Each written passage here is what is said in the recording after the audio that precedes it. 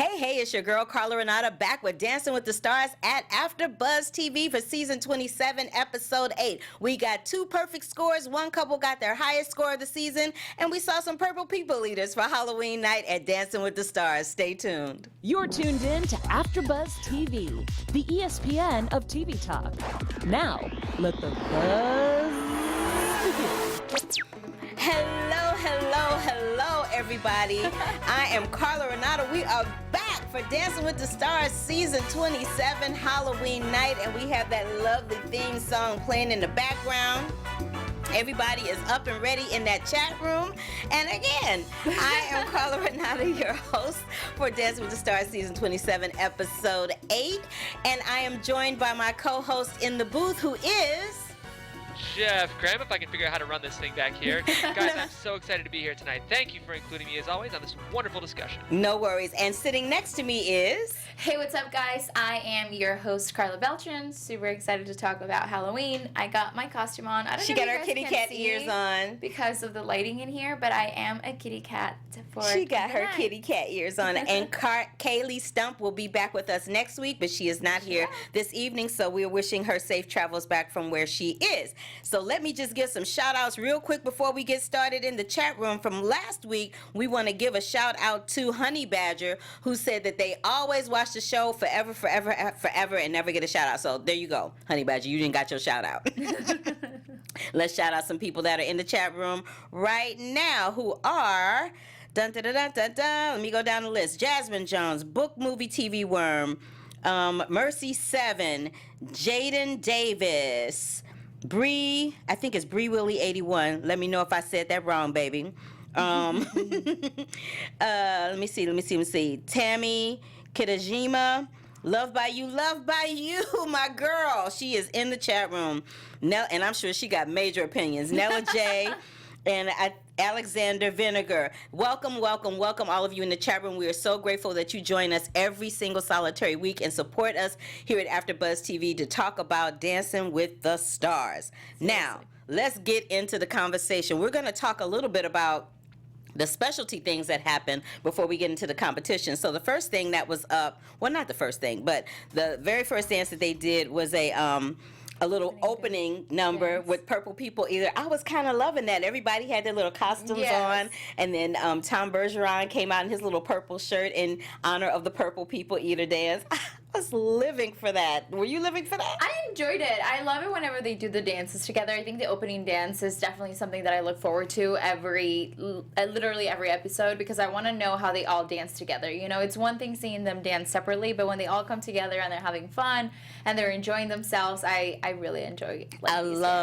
I love watching the pros do their thing and just have fun, other than the stress and the drama of having to do the competition dances with their partners. So it's always fun to see them just kick off the night with something a lot of fun, a lot of energy, a nice, and spooky, fun dance. It was a very spookalicious kind of Halloween show. And then halfway through, we saw the Jabberwockies. I remember them from America's Best Dance Crew. I love them too. I remember them from America's Best Dance Crew, and they were the jam. And I'm really happy to see that they are still dancing after all this time.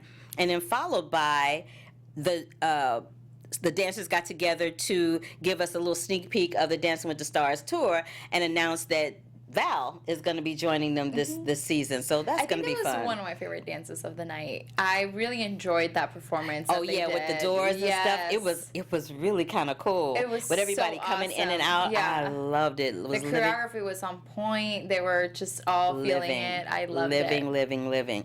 All right. Well, now that we have acknowledged all the specialty dances and we've done our shout outs for the fans. Just real quick, we gotta say, Twitch, sorry, Jeff. You're totally fine. Twitch and Allison, we don't want to forget them either. Right, Twitch. Our fans will come after us if we don't mention Right. Twitch. Well, yeah, Twitch. Okay, so for those of you who don't know who Twitch is, but I can't imagine you wouldn't, Twitch was on So You Think You Can Dance eons ago, and then he ended up getting a job as like a sidekick for Ellen for her daytime talk show. But he was in his glory dancing on Dancing with the Stars tonight. It was freaking awesome. And for a split second, I thought he was going to be like a specialty guest dancer in one of the couple dances, but then he wasn't. But it was awesome. I love to watch him dance. He's very gifted. Very, very gifted. Thank you for that shout out, Jeff, because I totally forgot. No worries, you got. We also have a So You Think You Can Dance after show here, guys. So if you're fans of other dance shows, make sure you check them out here on AfterBuzz TV. And thank you for that nice commercial break. So let's get right into it. The first dance of the night that was up was Milo and Witney. They did a creepy version of Britney Spears' Toxic, and it was taking place inside an insane asylum. It was a contemporary dance. I was like, yes, for the one hand lift at the end of that dance. He had that one hand lift. He was like, plot out. That boy, I think he's gonna, if he doesn't win, he's gonna come real close. Yeah. It was that dance was almost perfection. It was very intense. You couldn't even tell that he wasn't a pro. In this dance, this was the first time since we've been watching him, in my opinion, that he didn't look like he was a pro. He didn't look like he was the contestant. He looked like he was the pro. Mm-hmm. He was really working it out. It was supremely acted. I was captivated. Like, I couldn't keep my eyes off of them through the whole dance. And Whitney's choreography is always just off the charts. She's really, Cheryl Burke, and Sharna Burgess are really, really good at choreographing to the strengths. Yes, to the strengths of their partners, and I love them for that. What are your thoughts about that dance? Okay, I don't even know where to begin with this dance. First of all, you guys already know we love Milo in here, and Milo is so amazing. He never, I think there's only been one dance from him that I was like, but I honestly always look forward to seeing him and what he's going to do, and I think the fact that he's always able to get into character, and tonight he definitely got into that insane character. It was some insane dancing, like how Bruno was saying, that was insanely good. Mm-hmm. He said it was spellbinding. I'm like, and it was. This was probably the best week that they could have done contemporary, because just the way that contemporary is and all the emotions you're releasing with contemporary, it was his moment, and he shined. Like, this was definitely, I was like, if this doesn't get all tens, I am going to be very disappointed. And I think this was definitely my favorite performance of the night. Yeah, Tammy in the chat room says it's difficult to keep up with Whitney, especially in contemporary, but contemporary was a really good fit for him to keep up with her. And then who else said something? Somebody else said something about him. Said it was pretty good, but the eyes kept creeping me out. Yeah, I had to look down because let me just full disclosure, but not. Halloween and horror are just not my thing. So there were a couple of times where they were laughing at me when we watched the show because I would just put my head down. I'm like, when we get to the haunted hayride, I could not watch that. Jeff, what was your take on Milo and Whitney this evening? Yeah, I mean, I'm going to be repeating a lot of what you guys said, so I'll keep it short, but unbelievable. One of the best dances we've seen all season. One thing I want to say, Karla, is you mentioned that you couldn't tell who was the pro here, and I felt like one of the slight complaints I've had with Milo this season is you could sometimes see his age when he dances. He's a 17-year-old kid. He's probably just shot up a foot in the last year, so he's been figuring out his body. But I felt like tonight he really had command and control over his body like someone 10 years older than he is. Yeah, I think he slayed this. He slayed it all the way. So we all agree on that dance. Yes. And everybody in the chat room agrees with us too. So they got a perfect score, the first perfect score of the night, and they deserved it because they worked that out. Also their first perfect score. It was their first perfect score. Yes, thank you for pointing that out. All right, moving on to the Paso Doble with John and Emma. I feel like this dance, I feel like John Schneider always does a good job. I feel like he works really hard. I feel like he does his best to execute the steps that Emma gives him. I feel like Emma is another one that choreographs to his strengths and to her strength as well, so that they look good paired together. But tonight, I just feel like this was his roughest dance for me. I felt like he was a beat behind whenever they were in hold. Yep. It didn't wow me, and I think the music choice had a lot to do, with me not being in love with this dance. The choreography was good. It was fun. It was weird because I liked the choreography. I wasn't in love with it. I liked it, but I just felt like it wasn't his strongest night. Yeah, see, John has definitely grown on me. I love John, and I'm going to be very sad the day that I see him go. But I think that for this specific dance, the Paso Doble has to be very strong, and it is kind of like like how Emma said, like, you know, it's like the bullfighting and you have to be there, and it's like, think about the red and the bulls and that whole atmosphere. And I feel like he really tried to deliver the steps, which is what I always appreciate when you learn a choreography and you actually deliver it. But I didn't enjoy the song, and the costume obviously did not help them at all because he did end up stepping on the skirt. I just think it was like all over the place. But overall, I think that he did great for a Paso Doble. Not awesome, but he was okay. Yeah, Jasmine in the Jasmine says in the chat room that she felt like he did better than Joe. And Jasmine, we're gonna talk about that because I got some thoughts about Joe. I don't wholeheartedly agree with you on that one, so I know you're gonna be mad at me. What you got to say, Jeff? Yeah, I thought the judges were going to be a little hard on him. They really came after him for this one. I think most of the issues we saw with John here were out of holds. I just don't think, and honestly a little bit in hold too, but he just didn't have the sharpness and the crispness that's required for Paso. All of those kind of hand flares and those twists. Yeah, it was really a little took sloppy. him a while to, you know, Yeah. those are supposed to snap right into posing and posture, and he kind of was sluggish. Yeah, and he, you know, there's that. Let me move this out the way before I knock it over. There's because I'm about to go there. There's this move where they go like this and like this with their arms, and it should be pop, pop. Every time they pop their arms up, it should not be fluid. It should not be this. Yeah. And the arms should be cupped when they do it, you know, or at least like, you know, straight and it wasn't happening. So I wasn't feeling them. The judges weren't really feeling them either, but I feel like The 6 was too harsh. I feel like the 6 was too harsh. They got a 19 out of 30, and I feel like the 2 6s that they got were a little harsh for them. But no, this was not my favorite. I think this was his roughest dance of the whole season, and it was a lot of mistakes, and I was really afraid for him when the end of the night was rolling around. Well, next week is Country Week, and I think he's gonna knock that out the park. He's so I'm looking forward to that. Oh yeah, John. he's definitely gonna knock that out of the park. All right, so next up was DeMarcus and Lindsay, and they did like a salsa cemetery themed kind of dance. And for me, what was interesting to me about this dance is that DeMarcus said this was the most comfortable he ever felt, and I disagreed with him. Yeah. I felt like his face looked like he was concentrating too hard. I felt like he was, at one point, I think I actually saw him in the beginning, like counting or talking. I'm like, oh, dude.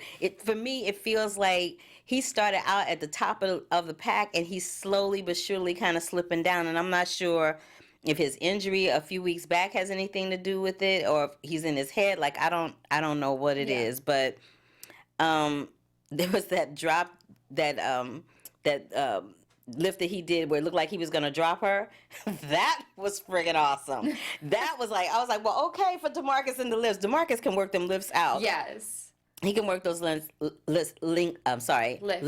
out.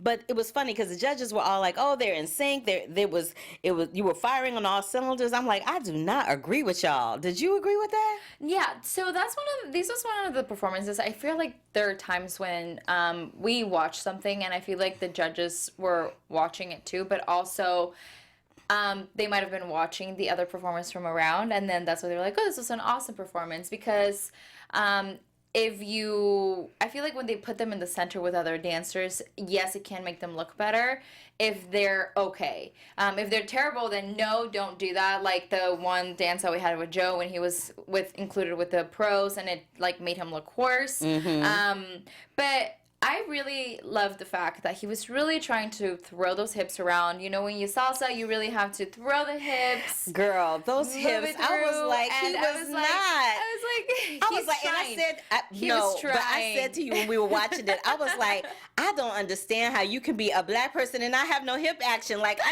it was like when she was teaching him to dance, she was like, it was like his whole upper body was moving all at the same time. And that's what it looked like every time he tried to throw his hips to the left or the right. I'm like, DeMarcus, dude, I'm gonna need you to do better. Football players have a legacy on this show. I'm gonna need you to step it up. I totally agree, Karla. Renata, and I don't want to interrupt you, Karla Beltran. Yeah. But I feel like his hips have gotten worse throughout this season. Yeah. And unfortunately for me, DeMarcus is just kind of losing his place on this show. At the beginning, he came out so strong, and for the last 4 weeks, I just haven't seen it. So Karla Beltran, it sounds like you liked it more than Karla Renata and I, but I'm on the same page as you, Karla R. Yeah, I wasn't. See, it's not that I liked it, but I appreciated it. Obviously, I'm I'm Latin, I'm Latina, so I enjoy me some good salsa. And obviously, this wasn't like the greatest, but it wasn't a complete disaster either. I love him. I just didn't feel the same as the judges, and I don't think that this was his best performance. But I do agree with you guys. I think he started out really strong, and I loved him. And I think he's sliding down. I just think he's sliding down. Love by You in the chat room was like, he's not as relatable as I thought he was being. I thought he would be, and I agree with her. He's turning out not to be as relatable and not as fierce as I thought he was going to be. He's being eclipsed by Milo. I'm just saying, he's being eclipsed by a 17-year-old. So there's that. At the end of the night, they ended up getting a 26 out of 30, and I felt like they could have got 3 8s. Yeah, I didn't feel like them. I felt like them 2 9s were kind of out of place. I'm I just wanted to point out, you guys, that Len gave them a 9 on the salsa. Len must have been on a really good mood this night because he was Len just must have giving took his meds, 7s, 10s. Look, he must have took his meds or had a really big dose of Ensure or something, because I was like, that is not happening. All right, next up was Evanna and Keo. They did a tango to Disturbia, and let me tell you what, I don't have a whole lot to say about them because I felt like that dance was uber focused. I felt like she killed it. I'm super excited that Keo finally has a partner that could possibly take him all the way to the end, because like I said at the beginning of the season, he usually gets paired with somebody who has him out of there like week 2. So I'm glad to see that, and I feel like he's gaining confidence as a pro by having somebody that he can choreograph to their strengths and have them come in and kill it every week. And this was a very important week for her, because last week they got 8s across the board, and she just knew they were going to slay and get those all 10s, and when they didn't, she was kind of, womp, womp, womp. So when they got, some pretty decent scores tonight, she was really, it was, that dance was tight. It was really sharp. It was really on point. I don't have anything negative to say about that at all. Yeah, no, this was literally my note. My note says, this was the Evanna I've been waiting to see. In the beginning of the show, she said that she tried out for dance school, and she didn't get in, and this was, her opportunity to show off, like, why she wanted to join dance school and, like, that she should have been accepted. And in the beginning, I was like, oh my gosh, like, she's going to come through and deliver, and I think, like, she's been so tight in this shell of, like, oh, I'm Evanna, and, like, I have to be this, and I have to be this type of person, and we've seen her open up, but in scenarios where she's been comfortable, like the Harry Potter thing, when she was like, oh, like, this is familiar to me. There's been dances where she's, like, come through, but tonight, I loved absolutely everything about her dance. I loved her. I loved her attitude. I loved her personality. I loved who she became. Like, in this dance, she was Catwoman. She embraced it. She's by far right now my favorite Catwoman that I've seen in, like, dancing. It was a very spicy tango. Every single move was delivered so sharply. I was like, keep dancing, girl. Like, you keep doing your thing. Just keep doing this, and she's gonna keep moving up. I literally, last week, I was like, okay, like, I could be okay with Evanna leaving. This week, I'm like, okay, Evanna, you can't go. I want to keep seeing you. I want to see more of you, and I'm really excited to see what she's gonna come up with next week. I have a love-hate relationship with Evanna, but this week I was kind of loving her. I'm not gonna hate on her this week at all, because she absolutely slayed it. In the chat room, they are pretty much saying that she needed a breakthrough moment because she needed something to help her step out from the pack. They're also saying that they loved her and Keo, and that this is what they've been wanting for her since the beginning of Dancing with the Stars this season. And I totally, unequivocally agree with that. And what I also agree with is that we have the best fans ever at AfterBuzz TV, especially for Dancing with the Stars, don't we, Karla Beltran? Yes, we do. And for all of our fans and everybody that's super loyal to AfterBuzz, we want to let you guys know that our network produces after shows for nearly all your favorite TV shows. From dramas, reality, TV, sci-fi, and more, there's no network that works harder to serve television fans. But we need your help. We're asking that you please subscribe to one or more of our YouTube channels. By subscribing to our channel, YouTube will suggest content that's tailor-made for you, and you'll help AfterBuzz continue to grow. And if you're worried about pesky notifications, don't be, because they're totally optional. So hit that subscribe button now for this channel and check out our other AfterBuzz YouTube channels as well. Let us know you did so in the comments, so we'll give you a shout out on the air. Thank you, and for now, thanks for being the best fans and for helping us be the ESPN of TV Talk. Yes, thank you, Miss Karla Beltran, and on with the show. So next up was Mary Lou and Sasha, who did a tango to Shame, Shame, Shame. And in her package, I thought it was really interesting. What were you going to say? Sorry, the person that was next is Bobby and Sharna. Oh, well, I'm just going to do Mary Lou and Sasha since I'm already talking about them. It's all good. So we'll just talk about them and then we'll go back. So they did Shame, Shame, Shame. And what I really loved about her was that she was very forthcoming in the fact that she has 4 daughters and that she got a divorce in February after being married for 27 years. And that's huge to admit on national TV, to say, I'm divorced, we weren't the best for each other, but, you know, I'm still here. And I feel like every season with Dancing with the Stars, there's always someone who is an inspiration to the audience watching, who people kind of just relate to for whatever reason. And she's that one person that everybody in the cast just loves. And she is Mary Lou Retton is no exception in this particular case. But they did their tango. I just wanted to give her a shout out for that and let her know that, girl, we love you. And we're so glad that you shared your story, because there is somebody out there that needed to hear that tonight. And I'm really glad that you were the person to deliver that message. I wasn't in love with this song. I wasn't in love with this routine. Her feet were a little sloppy. I love you, Mary Lou. I do. So, you know, don't be mad when you hear me say this. Your feet were a little sloppy. We were saying, Karla and I were saying that we couldn't see her feet because she had on that long skirt. But for all practical purposes, the way it was choreographed by Sasha, it was a proper tango. Like, all the tango content was there.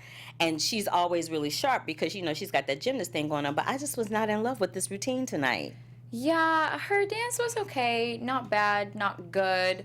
But I agree with you. I didn't like the song that was chosen, and the wardrobe didn't really help, because with the tango, I feel like the tango, you should be able to see those straight legs, and if you can't see those straight legs, then that's a good point. You know, that is a good point. Yeah. So that's the only reason why I feel like I didn't enjoy this. Yeah, Mercy 7 was like, this was a weird dance. It was a weird dance. Yeah. It was very odd. I couldn't quite.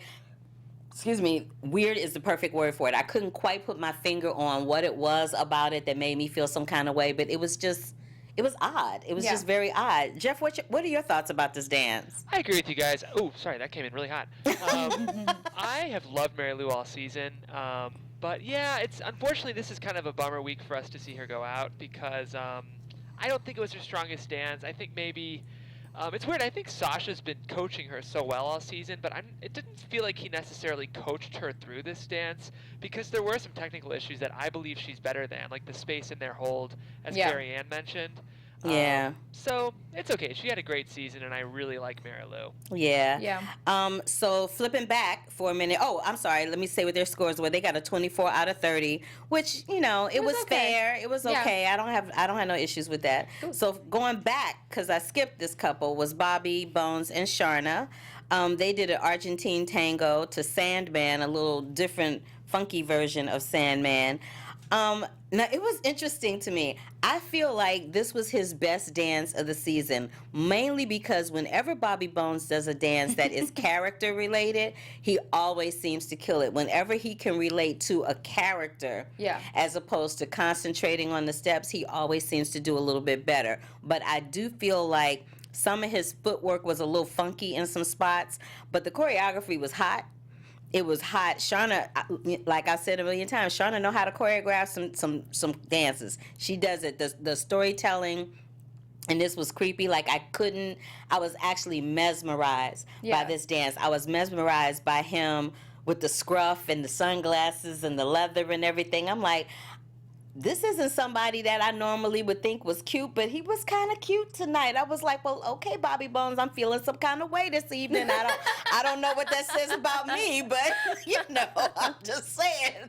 I'm like, ooh, and kudos to him for busting it out because he had a really rough week. He said he was getting up at 1 o'clock in the morning and doing his radio show, and then coming and rehearsing with Sharna and doing it. He must be running on fumes. I know. Maybe that's, and I think Carrie Ann said that maybe that's why he was so good, because he was tired and running on He's fumes. like, I can't run anymore. Yeah, yeah. See, I enjoy all of Bobby's performances. He is like one of my favorite people to watch.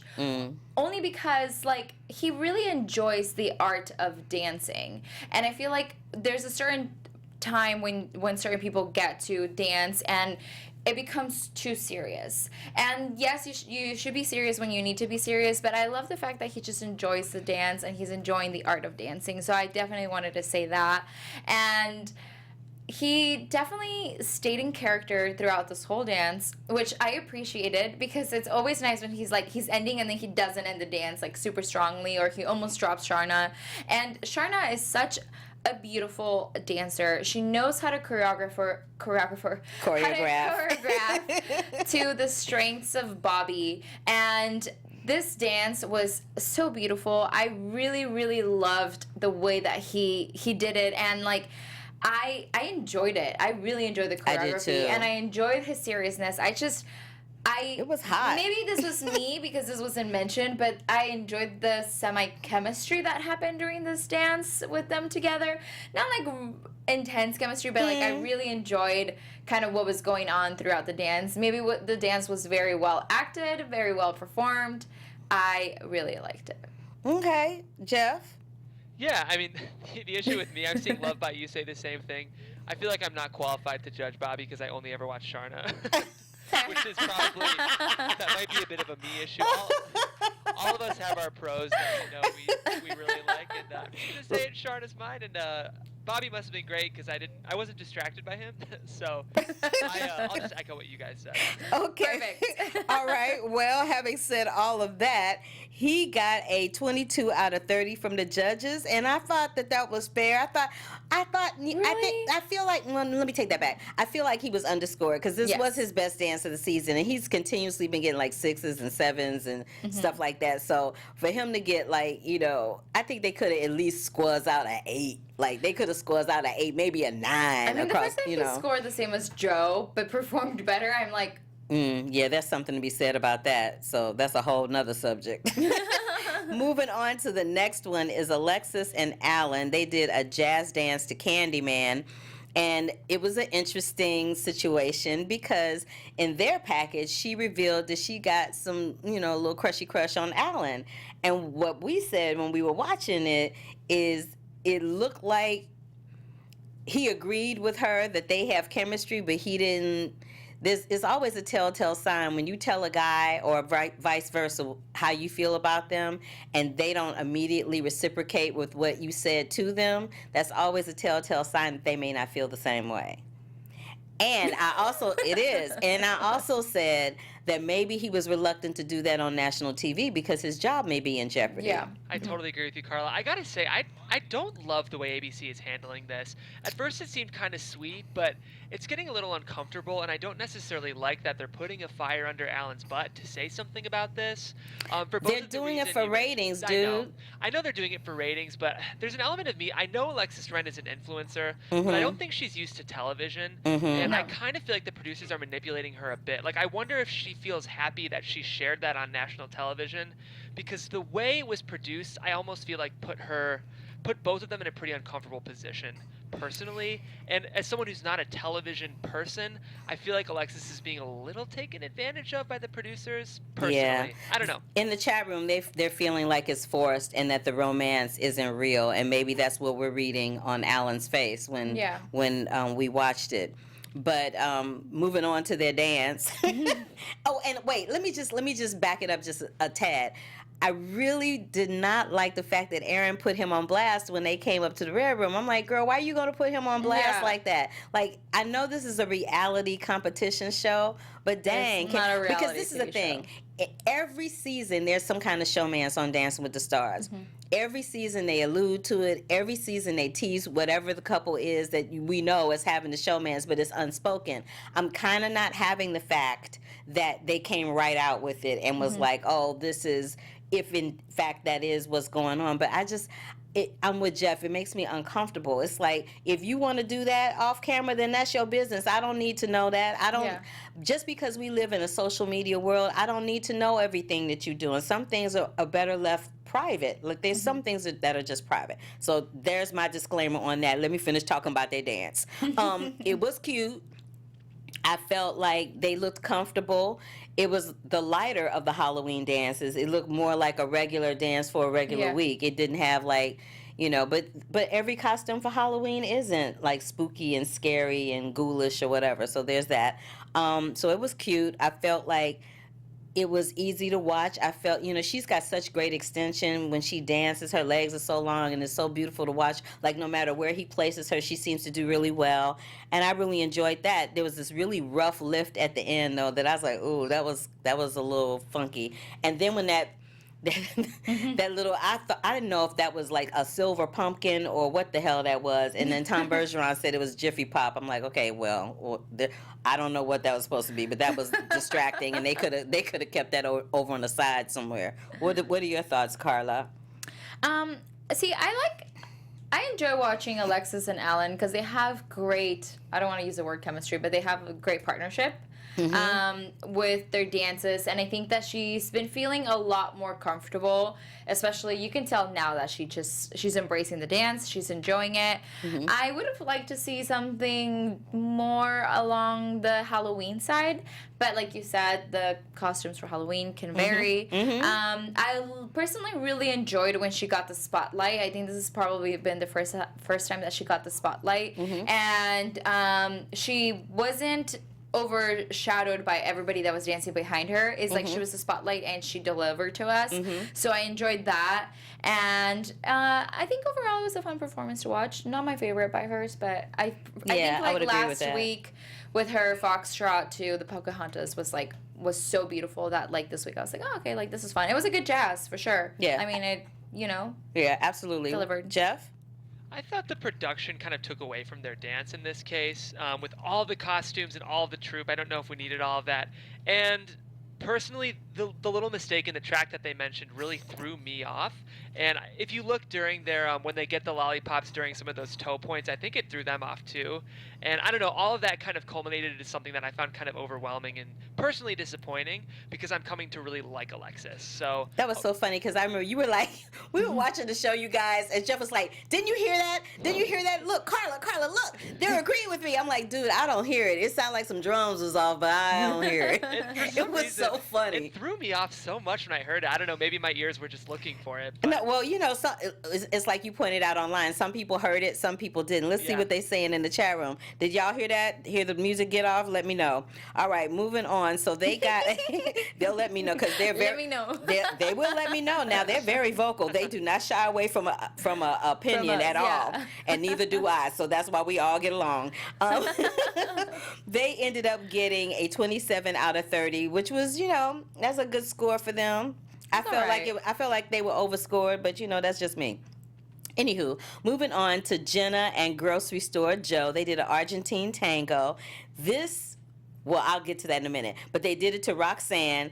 I felt like, and you and I talked about this, Karla, when we were watching it, and Jeff too. When you were doing an Argentine tango, your arms supposed to be straight, your legs are supposed to be straight. Your legs. My boy had some flexed, bent knees within an inch of his life. I was like, Lord, if you don't straighten out that leg, like, do I need to be Kathy Bates and Misery you and crack you up upside that kneecap? That was driving me crazy, and I think he was having a hard time straightening his knees because he's a little pigeon-toed, and Jeff pointed out that he looked like he was a little knock-kneed too. So I felt like every time he tried to do it, his feet and his knees got in the way. Poor baby. But at least he delivered all the dance moves to us and the steps, which is good. He's definitely getting better at actually showing me some dance moves. Before it was just like him moving. Yeah. And now he's like, oh, like he's not delivering it all the way because he's still not comfortable. He's still in his shell.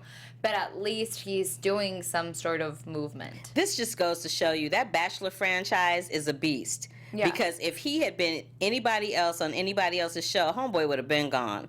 the Bachelor franchise is the only thing that's keeping him on the show, because every time he gets on the dance floor, he just looks really awkward, and he looks like he doesn't want to be there, but you can tell that he really does, and you can tell that he's really trying. Well, he's really shy. You could even tell, like, at the end when they got their judges, they got their scores, evaluations. Everybody started cheering for him, and he's like, oh, I don't know how to react to this. To everybody cheering for me and stuff, and like, it's cute, but I just feel like there's been other stronger dances that should still be in the show. Yeah, I get that you are somebody that has been thrust into the spotlight via a reality show franchise as large as The Bachelor. I get that, and that can be very daunting to go from, being somebody working in a grocery store to all of a sudden being on a reality show and everybody knows your name. People that you don't even know your name, know stuff about you. It's a little weird. Yeah. I get that. But then you put yourself in the situation of coming yet again, on another reality show where you, yet again, have put yourself in a situation where you're supposed to learn how to dance. So you can't be walking around every week going, oh, I'm not a dancer. Dude, it's called Dancing with the Stars. Yeah. So either you get with the program or you get yourself voted off. I don't know what to say. Jeff? Or maybe he just harms his I don't know, partner so badly that she can't dance anymore. Oh my God! But his girl has his back. His fiance, girlfriend, whatever she is, she has his back. Somebody in the chat room said, "I'd never vote for him." Sometimes I wonder if America's kind of seeing themselves in him, and it's sometimes nice to latch onto the non-famous, sort of earnest person who's giving it their best. Carla, I'm glad you mentioned the fact that he almost tweets Jenna's back. I don't think she was happy about that, and I don't think she was doing the best job hiding it. She can't hide anything on her face, but he did almost crack her. He snapped her neck. When I saw that, I was awful. I was like, is she about to fall out on the floor? I was like, that was not good. And it's crazy to think they got the same score as Bobby and Sharna. That's what I said. I'm just right. That's what Karla said earlier. She's like, how'd they get the same score? And Bobby and Sharna were better. A 27. I feel like they're scoring him to his potential, which this far in the season isn't really fair. Yeah. And I feel bad because I do like Joe, but I think his time is coming, man. Sorry, grocery store Joe. I know, but the judges seem to love him. They're like, he had the best timing ever. I'm like, ooh, what dance were y'all watching? Carrie Ann was all like, she's like, I learned that he loved how to dance from the Haunted Hayride. I was like, really? Okay, I don't know what dance y'all saw, but that ain't the same one I saw. But they ended up with a 22 out of 30. And then the last dance of the night is Karla Beltran's favorite guy, her favorite dude on Dancing with the Stars, Mr. Juan Pablo, dancing with Cheryl. And they did a jive to Dead Man's Party. That music was getting on my nerves. I did not like that music. I did not. For me with Dancing with the Stars, for me, it is all about the song choice. If the song choice is not on point, I have a hard time concentrating on the dance. I don't know what that's about, but that's the lighting. Or the light, yeah, those laser lights kind of wear me out. It's just way too much going on. But what I did love is that Juan Pablo sketched his own costume. He's the first contestant ever in Dance with the Stars history to sketch his own costume. I'm like, well, okay, you better tell them what you want to wear for your dance tonight. I kind of love that. That was cool. I kind of hope that he'll continue to do that until the Of course you do. Of course you do. I felt like, because that's your boy. I felt like their content was great. I felt like the dance was okay. Like I wasn't like, ooh, yay, Like it was okay. I think you felt that way because I think it was the music for me. Yeah. The music, and the lighting. The lighting is always super distracting when they have all those crazy lights and you can't really focus on what's going on because you're trying to not be blinded by half of the lights that are coming through the screen. It's a lot going on. It's a very weird choice to not use a swung song for a jive. Yeah. This was a straight beat. It was like a 4 on the floor, and when they're doing kicks and flicks and swinged turns to a non-syncopated beat, right? It's hard to watch. Especially Karla, you and I are both musicians. I'd say primarily more than dancers. You can disagree with that or not, but at least for me, I am. So the music does have a huge effect on how I view these things. Yeah, I was loving that slide across the floor, though. I mean, he jived. That jive was I was like. I'm saying the content was all there. The content was all there, but to me. I liked the slide. I felt like the content was all there. I felt like toward the end he started to look a little tired and that he was getting just a tad bit off. But the judges did not agree with me. What did you think about this dance, Jeff? Yeah, I mean, for me, the dance was good. It was just confluence of the dance and the concept did not gel at all. And I really like Cheryl, and I like her choreography, and they went for it. But this would have been cool for like a kind of cool like Egyptian tango or some kind of like mythological paso or something. But Jive and Egypt without swung music, it was just giving me all kinds of problems. Yeah, He was everybody. great, though. He was really good. Yeah, everybody in the chat room agrees with us about those laser lights. Even one person was like, "Can we request no more laser lights?" I agree with you on that because they wear. It's not so much that they wear me out; it's that when they use them, it's when you're in the ballroom. Because I've been in the ballroom for a taping of Dancing with the Stars. When you're in the ballroom, it looks awesome. Yeah. But when you watch it on TV, it's just way too much going on when you watch it on television. Well, they ended up getting the second perfect score of the night, so there was that. And I'm like, so I don't know. Maybe my mindset was a little off with that. So they got two perfect scores. But before we reveal who the person was that got kicked off, because last week for Disney Week, they did not eliminate anybody.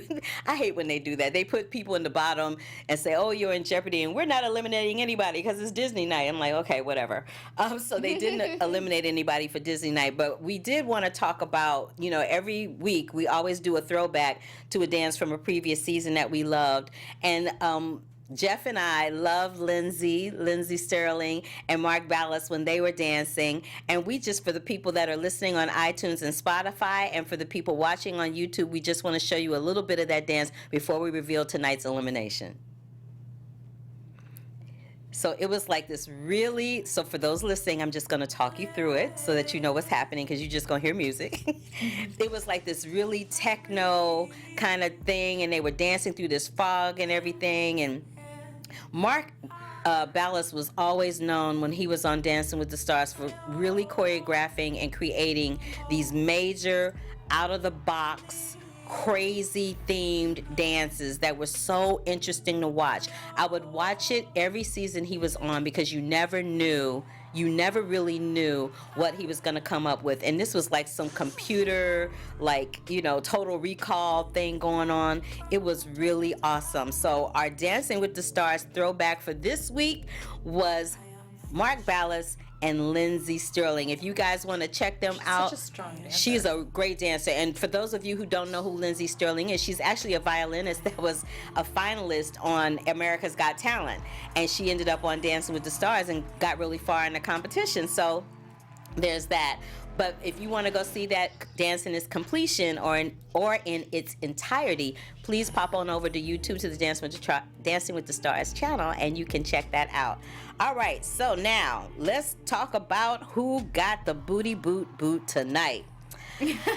The two people that were in jeopardy were Mary Lou and Sasha, and Alexis and Alan, and the person that got sent home, unfortunately, was Mary Lou Retton and Sasha. I'm so sad.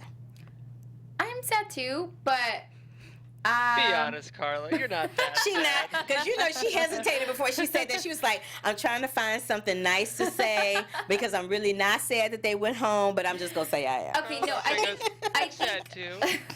Crickets. I think we're getting to the point on the competition that, obviously I want to see strong dances and I want to see great performances. And as much as I love Mary Lou, I feel like these past two dances for her weren't really strong for me. And I would have preferred to see Mary Lou go than I would have liked to see Alexis go. That's really the only reason. If it would have been Mary Lou and Joe and Mary Lou would have left, I would have been like, hello, I would have been more upset about it, but yeah. They were, somebody in the chat room said Alexis suffers from pretty person syndrome. Oh, Rotter 13, that is not nice. But what I do think is Alexis, I don't think Alexis should have been in the bottom two. I don't think she should have been there. But what I do think what happens with her, Dancing with the Stars, like someone in the chat room said earlier, is all about relatability. It's all about how the audience at home relates to the contestants and relates to the pros and relates to them together. And if that chemistry is not jumping off of the television screen, it makes it really difficult for that pro and that celebrity to maintain or sustain being on the show. Mm-hmm. And I feel like people in my generation love Mary Lou Retton, know who she is, have mad respect for her because she's an Olympian, but people of this generation don't necessarily know who she is, and all they can judge her by, which is what they're supposed to judge her by, is what she's dancing on Dancing with the Stars. Yeah. And I agree with you that she it was kind of hit or miss for her. Every other week was good. You know, it wasn't a consistent thing that was good, and I feel like Sasha did a really good job choreographing for her, but I felt like some of the costumes they had her in, there was a one week where she had on like this showgirl outfit, and she had on all these feathers. I'm like, she is way too short to be wearing all of that. Like it was distracting, and it overwhelmed you from watching her do the dance. Super long skirt, that long skirt look. Honestly, I couldn't say this enough. I think her legs were fantastic, and her legs weren't showcased as much as they should have, and I'm a little bit disappointed by that. Router 13, I just want to say the scroll is going really fast, so if I didn't read all of your comment, it's not because I wasn't trying to, it's because it moved up before I could get to it. So, you know, I just read what I read, and I said it wasn't nice, so if I offended you, I am very sorry. It was not my intention, so let's just get that out the way. Well, I can hop on. I think it's funny, that pretty person syndrome thing, I've heard that before, and it's actually, to clarify what that means, it's actually that it's, you know, it can be tough to be, in Hollywood, it can be tough to be someone who's not super attractive all the time because you don't book, but if you're too good looking, there can be an accusation that women will resent you for it, and it can actually be a challenge to be so good looking, especially when most of the fan base of Dancing with the Stars is women. There might be some of that maybe subconscious resentment toward her because women can't identify with her. I don't think that's it at all. I think this particular season, I think that the male contestants this particular season are just stronger than the female contestants. And it kind of, you know, every other season, like sometimes it'll be even where there's just as many strong women as there are just as many strong men. And some seasons it's more men and some seasons it's more women. I think that this season, it's just the men are just stronger. And I don't think that, you know, somebody being pretty or anything like that, and that's just my opinion, plays into Dancing with the Stars or who votes for who, because at the end of the day, it kind of sort of is a popularity contest. But I really think that the fans of Dancing with the Stars vote for who they think had the best dance and not necessarily other stuff. That's just my opinion about it. One thing that I wanted to also say is, like, for example, social media and the TV industry are two different things. And one thing that I've heard a lot of, like, either social media influencers or other people talk about who get paid for posts that they do on social media and stuff is the fact that the fan base on social media doesn't necessarily transfer to television. That's why a lot of people get like stuck on only doing social media because their fans don't actually follow them through when they go through TV. And that's something that I've heard like over and over and over and over again from people. So whenever they try and get a spotlight, they try their best to go. But the thing is that I think that the audience that Alexis has on social media, I think she has like a couple million followers. All those followers are not actually following her to TV because they're on social media. They're not on TV. So if the show isn't being broadcasted on social media, some of them don't even watch it, you know, so they don't even watch her or see the dances. They will probably watch clips and stuff, but they're not the people that are actually going to take the time to watch a 2-hour show and then to actually call and vote for her because that's not the type of audience that she's used to. So that's I think a good point. That's why she's not making it to the top, not because she hasn't been good or because she's good looking, but simply because her fan base is in a different platform. That's a really good point. That was a really good point to make because that's absolutely true. Yeah. It's absolutely true. Well, I think we hit everybody and we talked about everybody and we were very good about talking with the folks in the chat room. We love y'all. Thank you for shouting out at us and talking to us and, you know, reining us in and letting us have it when we need to be, you know, reined in. I appreciate that. So next week we're gonna have Country Week, and Karla and I are excited because we know John Schneider's gonna knock that out the park. Yes, I'm so excited. And I love country music. Country music is my favorite week other than Disney Week. So I'm like, yay! So thank you, y'all for joining us for Dancing with the Stars season 27, episode 8. Join us next Monday for Country Week. I am your host, Karla Renata. You can find me across all social media platforms at The Curvy Critic. You can also find me on Sunday at Black Hollywood Live with Black Tomatoes, and again on AfterBuzz TV on Sundays at 6 o'clock for the after show for General Hospital. And where can we find you, Miss Lovely Karla Beltran? Hey, what's up, guys? Thank you so much for tuning in. I love talking all spooky dances and everything with you guys. I am your host, Karla Beltran. You can follow me on Instagram at I am Karla Beltran, on Twitter, Karla Beltran with an R at the end, and of course, don't forget to follow AfterBuzz TV on all social media platforms at AfterBuzz TV. And Jeffrey? You guys can find me on Twitter at Jeffrey C. Graham. Yay! Yes! All right, well, thank you guys for joining us. We love you so very much. We had a great time for Halloween night, and last week Disney, and next week is country. Join us, why don't you? And have a good week. Bye-bye. Happy Our Halloween! founder, Kevin Undergaro, Phil Svitek, and me, Maria Menounos, would like to thank you for tuning in to AfterBuzz TV.